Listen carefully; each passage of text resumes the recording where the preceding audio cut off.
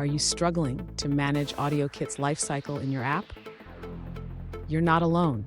Many developers face this challenge, and today we're going to simplify it for you. I totally get it. You want to track the input amplitude of your microphone, but random errors keep popping up. It can be incredibly frustrating when things don't work as expected.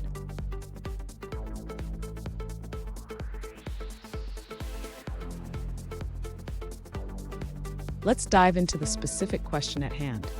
One user asked, what is the correct way to manage AudioKit's lifecycle? They mentioned that their initialization code is in the viewDidLoad method, which is causing issues. Sound familiar? Let's explore this together. So why is this happening? Managing AudioKit's lifecycle is crucial for avoiding errors. If the initialization is not done correctly, it can lead to unexpected behavior in your app. Stay with me. At the end of this video, I will share a pro tip that will help you manage AudioKit more effectively.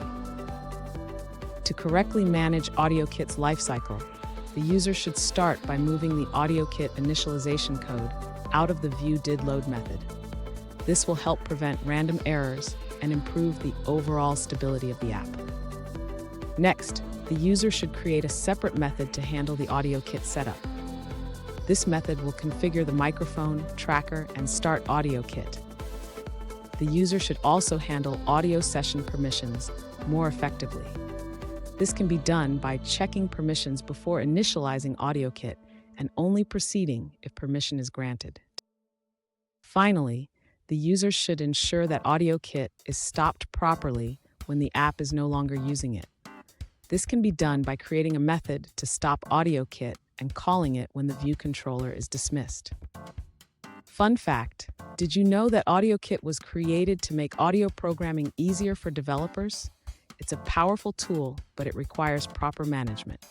Now let's look at the answers provided by other users. An alternative approach to managing AudioKit's lifecycle is to use a singleton class. This method allows AudioKit to be accessed from multiple view controllers and ensures only one instance is created. The user suggests creating a class called Conductor, which initializes AudioKit and manages audio settings. In the Conductor class, you can initialize the microphone and amplitude tracker, set up audio effects, and start the AudioKit engine. This setup allows for better management of audio resources and avoids issues related to initializing AudioKit in viewDidLoad. To access amplitude tracking data, you can reference the Conductor instance from your view controller.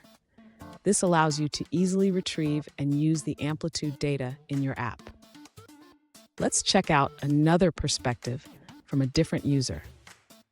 An alternative approach shared by another user suggests simplifying your AudioKit setup. They created a basic demo that works by initializing the microphone and amplitude tracker directly in the viewDidLoad method. They also added a timer to periodically print the amplitude value. Here's the pro tip I promised. Always encapsulate your AudioKit setup and teardown in dedicated methods. This will keep your code clean and manageable. And there you have it. With these tips, you should be able to manage AudioKit's lifecycle more effectively. If you found this video helpful, please subscribe for more tips and tricks.